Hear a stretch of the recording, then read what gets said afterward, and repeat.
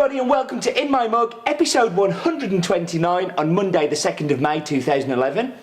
My name is Steve Layton and I like coffee more than I like royal weddings.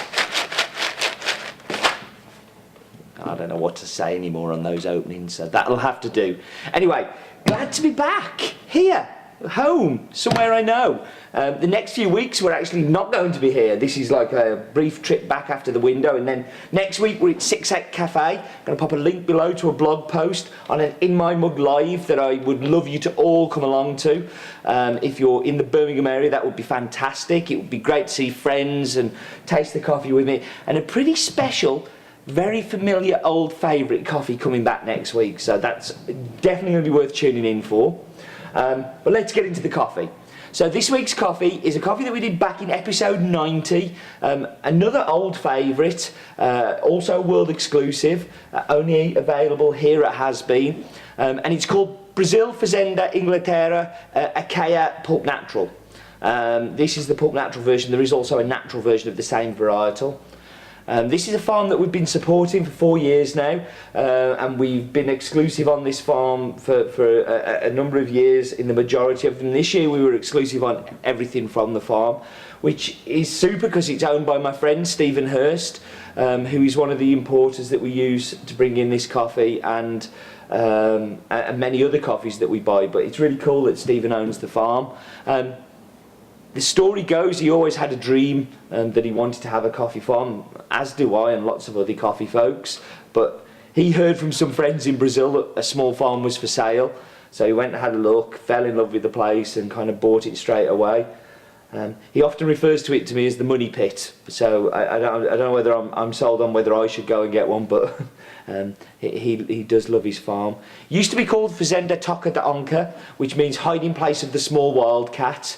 And the previous owners had just not looked after it. It was more or less abandoned. There was very little coffee coming out of it, and really had to start from scratch, cutting back a lot of the plants. And this varietal is one of the old varietals that was on the farm when Stephen took over. There's 4 varietals on the farm. You've got Icatu, Acaia, which is this one, Catacaí, and Canario. The Catacaí and Icatu tend to get kind of blended away elsewhere, not really as a farm coffee. So yeah, we buy all of the Acaia and all of the Canario. And the farm is located near the spa town of Pocas de Caldas, which is in Minas Gerais, which is the opposite side of the town of Pocas de Caldas to where Cachoeira is. The elevation of the farm is 900 to 1300 metres, and he's on the edge of a super volcano. And I showed a picture last time of a satellite image, and I'll try and do the same now, where you can actually see the volcano as it used to be. It's dormant and dead now and no longer active, but a very cool place to be growing coffee because you've got lots of volcanic soils which tend to help, but you also have the altitude as well. Acaia is a hybrid of Mundanovu, mainly found in Brazil. It's a varietal that pretty much has died away and has been tried in other places but doesn't tend to be so successful. I've only really ever seen it in Brazil.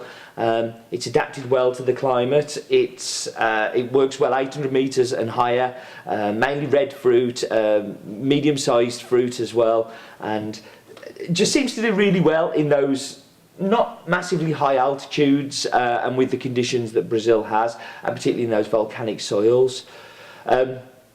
The downside of the varietal is particularly susceptible to disease, pests, and it's not particularly high yielding, but it was there and Stephen cut it back and thought that it was worth keeping, and when we cooked it we really thought that it was worth keeping too.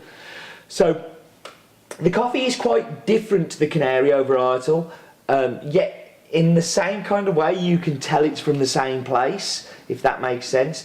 The sweetness is virtually identical from the Canario to the Acaia, very, very similar. But what you do get is you get some more flavours. The Canario has a very tropical fruit kind of base to it, pineapple, things like that, whereas the Acaia has much more floral tones to it.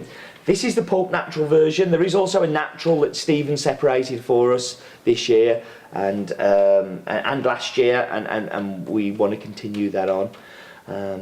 So yeah, very special coffee to me. I was lucky enough to go out and visit the farm back in 2009 and spent 3 days with Stephen in Pocas de Caldas and was fantastic. There is a part of the farm which Stephen set aside. The farm is 10 hectares. There's 5 hectares been set aside for forest. In Brazil, there's been a lot of deforestation, a lot of land's been cleared for crops, not just coffee, you know, potatoes, basically anything that can grow in the soil there. A lot of irrigation stuff been going on there, and it's not been great. Stephen's very keen to make sure that he protects the forest part of it too. And this is where the mythical Toca de Onca, the wild cat in hiding, lives, although I didn't see it while I was there. So, some numbers. Farm is called Fazenda Inglaterra. The varietal is Acaia. The altitude is 1,200 metres average, as low as 900, as high as 1,300. It's a pulp natural coffee, owned by Stephen Hurst. What else do I need to tell you? Other varietals on the farm grown are Icatu, Catacaí, Canario and Acaia, and yeah, I think that's pretty much everything. Right, I'm going to whap you on pause. I'm going to go and make some lovely, tasty, delicious coffee, and I will be back in just a moment. Right, so I'm back. Going to dive straight into the espresso because I don't want it to go cold. So I've done around about a 17-gram dose on this, and round about 25-second extraction. Fairly standard parameters, and I haven't really played that much with this, the espresso to know more. What you do get is you get this like chocolate, and the chocolate is through all of these Inglaterras. You find it all the way through them. It's delicious. It's smooth. It's that milk chocolate sweetness that, you know, we like in great Brazils. But there's a floral going on in there, and it's a really, really beautiful. I put the descriptor as rose water, and I really get that kind of whole floral rose, just very, very delicate, almost tea-like flow. It's really difficult to put into words because it's not your typical kind of descriptor. Very, very much changed from last year's. Last year's was very similar to the Canario. This has kind of started to get its own personality a little bit more now. So I'm going to dive into the milk.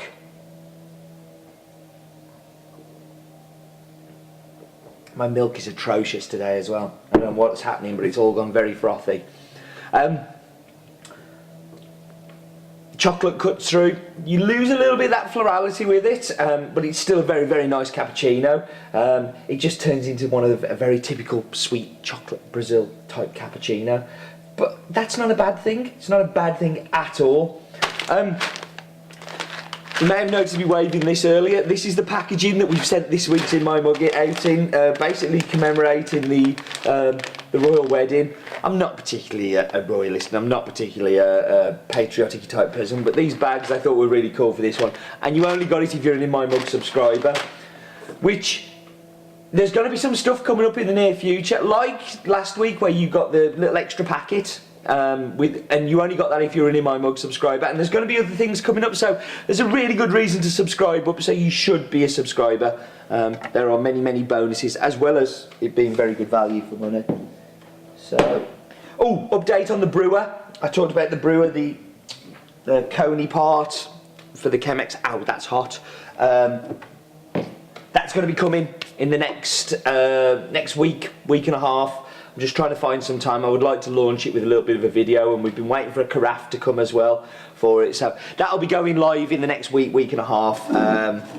I'll maybe tell you more next week. The mug that I have this week is very kindly donated to me by Aidan. Aidan is the guy who wrote us the In My Mug app. Who is one of the nicest guys I've met in a long, long time. I met him last night.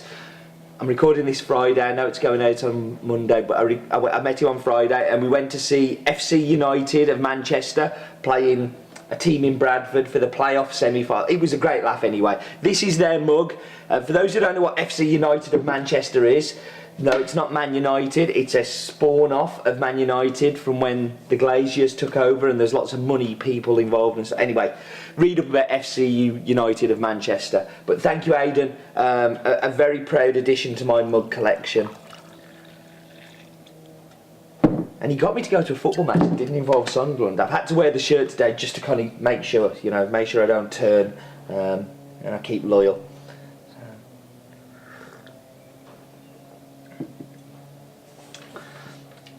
This is where I think all of the Inglaterras really shine. I love it as brewed coffee. I think that chocolate, I keep going on about chocolate, and I use chocolate as a descriptor probably way too much, way more than I should do. But it's the most common descriptor for me in coffee, and particularly in Brazilian coffee. You find it time and time and time again. Beautiful, sweet, smooth, balanced milk chocolate. And that's what this is. All of these Inglaterras are a superb example, that's the word I'm looking for, of a great Brazilian coffee. And this, as a brewed coffee for me, is a great example of a Brazil. It's delicious, it's sweet, you get that floral, you get some acidity, but it's very, very minute. It's almost like an anti-Kenyan. This is another one of those chuggers. We've had a few of those recently where we chug in coffees, we can drink them all day long, and this is definitely another one of those. As brewed coffee, that is amazing. And I could quite happily drink that all day long while waving my Union Jack flag. I hope our non-UK based subscribers, and I'm thinking of you guys, we've got lots of guys in Ireland who are subscribers, we've got lots of guys in Finland, Sweden. I hope you don't mind me sending it, but it's good to be patriotic, and I don't want to be embarrassed with the Union Jack anymore. I want to be proud of it, so we're taking it back. And that's my phone going off. Right, let's order these in some kind of preference. Filter coffee first, I'm afraid. Espresso second. I think it's a delicious espresso. It was very, very nice. Wasn't a bad cappuccino either. It's a good all-round player. It's one of those that will keep you happy in all three brew methods, I think. So, 3 things to know about this coffee. Number 1, it's a world exclusive for Hasby. We buy every coffee bean from this farm. Number 2, it's from a very, very small farm, which is owned by my good friend Stephen Hurst, who is a UK importer, UK guy, so kind of seemed to fit with the Inglaterra as well in the packaging. That was another reason for choosing it this week. But yeah, it's a really, really cool coffee. It's a pulp natural coffee that I think works particularly well. It's brewed, and I'd love to hear what you think of it too. Do keep the comments coming on the forum, kind of on the blog type in my mug page. I am reading them incessantly. They've really, since we stopped reading them out, I think you guys think I've stopped reading them. I haven't. I love reading them. So please do let me know your thoughts on this one and anything else, and anything that you'd like to see in my mug. Next week, 6-8 Cafe. I will hope that some of you can make it to Birmingham. It's such a central place to get to. It's not far from New Street Station. Link below for the blog post that I've already put up, and I would love to see you there if you can make it, and I know it will make Devinder's day as well, who owns the shop. They've got a beautiful Sinesso, they're pulling some wonderful jailbreak there, and yeah, you should get along and see it. Right, I'm going to stop rambling because I'm starting to wear. Thank you very much for joining me, and do remember, life is too short for bad coffee. Oh, and if you can hear that in the background, can you hear the little... That's my new roastery being built. I've got the builders in. That's how close we're moving to. Keep tuned next week for a special in my roastery. And life's still too short for bad coffee.